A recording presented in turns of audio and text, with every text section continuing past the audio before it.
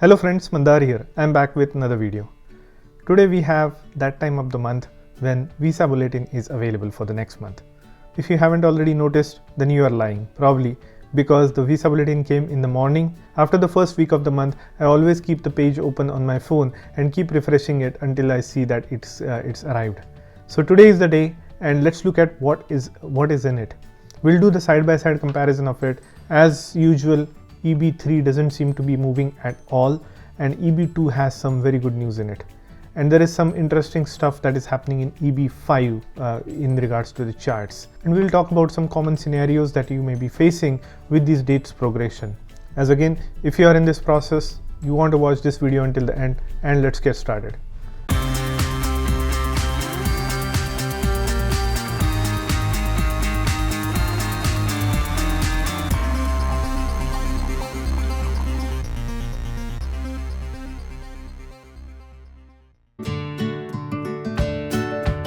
If you are here for the first time, welcome. My name is Mandar and I make immigration related videos for US and Canada. I'm not an immigration lawyer, so anything that I say on this video or on my channel is for information purpose only. And for your specific immigration needs, before you take any action, you should hire a competent immigration lawyer. Now, before we jump into the Visa Bulletin, I want to remind you that I have some affiliate links in the description. So if you are interested in any one of those products and if you buy through those links, the channel will get a small commission. And also I want to remind that I will be making a live event on May 5th at 4 p.m. EST, and this has to do with people who are interested from moving from US to Canada, either along with their job or finding a new job in Canada because of several different reasons that you may be stuck here in the US. Either you don't have a cap petition for H-1B, or your visa was rejected, or you have a long wait for getting a green card. In any of these scenarios, if you are contemplating moving to Canada, you might want to tune in to my live event on May 5th. Now, as a reminder, because this May 2022 Visa Bulletin has come in, it's not effective today or tomorrow. It's going to be effective on 1st of May. So remember that. So if your date has become current in the filing date chart in this May Visa Bulletin, you might want to start gathering your documents together, because now between now and until 30th of this month, you will have time to collect all the documentation and keep them ready so that you can file your I-485 petition on the day 1 of May 1st. Now, as usual, I will do a side-by-side comparison of April 2022 Visa Bulletin, which is the current month Visa Bulletin, against May 2022 Visa Bulletin, which is the future Visa Bulletin that is going to be effective 1st of May. So let's do that. And that brings me to the sponsor of this video, which is Surfshark. Surfshark is a VPN provider, and that gives you a lot of benefits that you are looking for. Now here is what all Surfshark has to offer. It gives you the power to protect your online privacy, control your personal data, access content safely, and unlock the exclusive benefits of this. What else can it do? You can browse privately, encrypt your internet activity so that no one can steal or track your data, hide your location. This is the key where I was talking about being able to watch the Netflix and Amazon from different countries, block ads and malware, stay safe on public Wi-Fi, keep searches private, and get real search results. And if you are in the tech or IT industry, you know what VPN can provide. Now, if you click the link in the description with my code Mandar, you will get a discount, almost 83% discount on VPN deal, and plus 3 months of absolutely free VPN. So check out the link in the description, and if you do get the Surfshark through my discount code, it will also benefit the channel. Now here on the left hand side, as you can see, we have the April 2022 Visa Bulletin, and on the right hand side we have the just released May 2022 Visa Bulletin. Now let's first look at the family based category, and I will put the timestamps in the description so that you can skip to the employment based section if you are not interested in the family based section. So let's do first the family based section. Let's go to the first category. Let's look at the categories of family sponsored preferences. The first F1 category, unmarried sons and daughters of US citizen. Second, spouses and children of unmarried sons and daughters of permanent residents. F2A, spouses and children of permanent resident. F2B, unmarried sons and daughters of permanent residents. Third, F3, married sons and daughters of US citizen, and F4, brothers and sisters of adult US citizens. So now these are the categories for family based. Now let's look at the final action chart and let's see if something has changed. Now with a quick glance I can see that nothing seems to have changed, but let's go through it so that we don't miss anything. For F1, all the dates seem to be the same from April Visa Bulletin to May Visa Bulletin. So as you can see, December 2014, December 2014, same here. Even for Mexico it's January 2000 and it hasn't moved at all, and for Philippines it's March 2012. So unfortunately none of the dates for F1 have moved. F2A remains current. So if you are spouses and children of permanent resident, you have immediate visa availability, so you can apply for your 485 immediately. So that has been the case for a long time now. So F2A category remains current. F2B also hasn't changed at all. So you can see all these dates on the left hand side are exactly the same. So hard luck F2B category. F3 is also the same. I am not able to see any differences in the dates from moving from April Visa Bulletin to May Visa Bulletin, and F4 is the same story. So as you can see, there has not been any progress on the final action date chart for family based category. It seems like they have so much demand and so much of 485 applications pending that they are not able to progress the dates. They don't need to progress any dates, although this final action date chart is to depict where USCIS sits in terms of processing of the pile of applications in the family based category. So this does not mean that they are accepting any new applications. Now let's move to the filing date chart. Now this is the chart that USCIS uses for family based category throughout the year. So they don't use the final action date chart, they use the filing date chart for people to become eligible for application of 485. Now let's see if there are any date changes over here, and with a quick glance I can see that there is no change to F1 category. All the dates remain the same.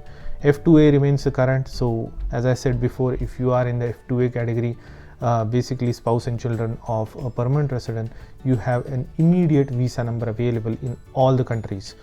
Now F2B category, now there is a slight change. Everything remains the same except for Mexico.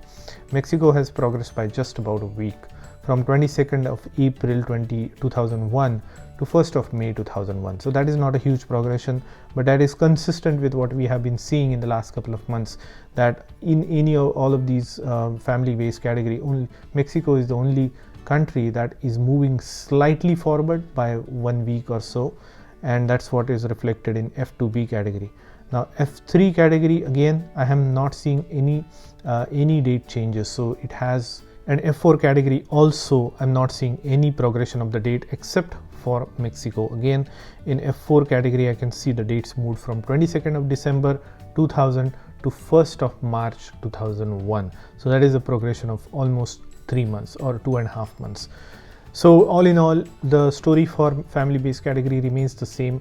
There is no demand that is being generated through USCIS by moving the dates forward.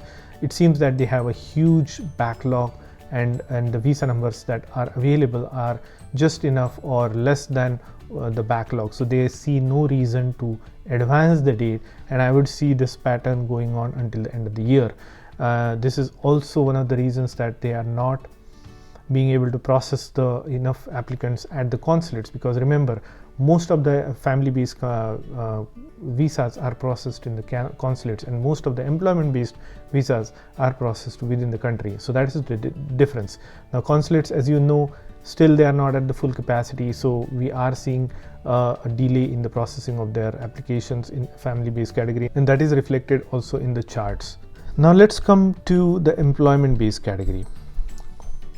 Now I just want to quickly reference how many people ask me how is the split of the visas done in between EB1, EB2, EB3 and EB4. So let's have a quick glance at what it means, how the visa numbers are split. The first preference category actually gets 28.6 50% of the worldwide employment based preference plus any numbers not required for 4th and 5th preference category. Okay, the second preference category, the EB2, members of the professionals holding advanced degree or persons of exceptional ability. So they get a 28.6% of the worldwide employment based preference category plus any numbers not required by first preference. The trickling effect goes from EB4, EB5, and then the spillover go to EB1, and then the spillover from EB1 go to EB2 and EB3 and so on. So that's the kind of cycle that they use, and that is what they have mentioned here. The third preference category, 28.6 again plus any numbers not required by the first and second category. Preference category EB4 these are the special immigrants, 7.1% of the worldwide level, and fifth EB5 preference category, 7.1% of the worldwide level, not less than 3,000 of which are reserved for investors in a targeted rural or high unemployment rate, so REA and non-REA, and 3,000 set aside for investors in regional centers. So with that said, let's look at the final action chart date. And the first thing you will notice is that now this chart is longer in the May Visa Bulletin. The reason it's longer because they have split all these EB5 categories into several different subcategories. As you can see, EB5 unreserved, EB5 unreserved for I5, R5, EB5 set aside 20%, EB5 set aside for high unemployment areas, and then fifth preference set aside for infrastructure. So they have subcategorized EB5 visa into several different categories, and that's what the chart looks longer. Now we are going to focus on EB1, EB2 and EB3. Now as you can see, the EB1 preference category remains current. So if you have an application in EB1A, EB1B, EB1A, EB1B or EB1C, your date is current. Basically, as soon as your 485 gets approved, you can apply for your adjustment of status. So that has been since a very long time. Now EB2 category, as you can see, it's current for all chargeability. For China, it has not moved at all, but for India, it has moved by 3 months, from July 8th of 2013 to 1st of September 2013. So which is 3 months of progression, which is great, and that is what is expected of EB3, because remember, they have to go all the way until September, and we'll come to if their filing date chart has changed, which I think has changed, but at least they have to go to September of next year, or whatever is the final action date, filing date chart date listed below. So 3 months of progression in the final action date chart for EB2 India was expected, and it remains consistent. So that means USCIS is processing visas at the speed at which they were expected to spend. Okay, if we say from April to May, the dates have changed by 3 months. So how many months are pending from September to the next September, and I think it's December. So 15 months. So 15 months if you divide by 3, which comes out to be 5 months. So if you look at May, June, July, August, September, in 5 months, every month we are going to see the final action date chart move for EB2 India by 3 months. So it is simple math. So they processed 3 months worth of adjustment of status from April to May, and now 5 months are pending, and we are expected to see 15 months of progression for the remainder of the year, which is incredible. They are processing EB2 visas at a record pace, I would say. So if you are in the EB2 category for India, you are in the luck, because you might get your green card as long as your date is prior to December 2014. Now let's look at EB3. It remains current for all chargeability. For China, it has stayed the same, no change in the date. And for India, again, it has not changed at all. So it remains at 15th of January 2012. What does this mean?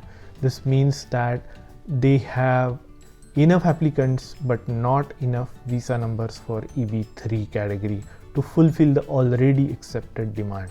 So they cannot progress their date. So even by this date, 15th of January 2012, they have enough applicants and they have not enough visa numbers available.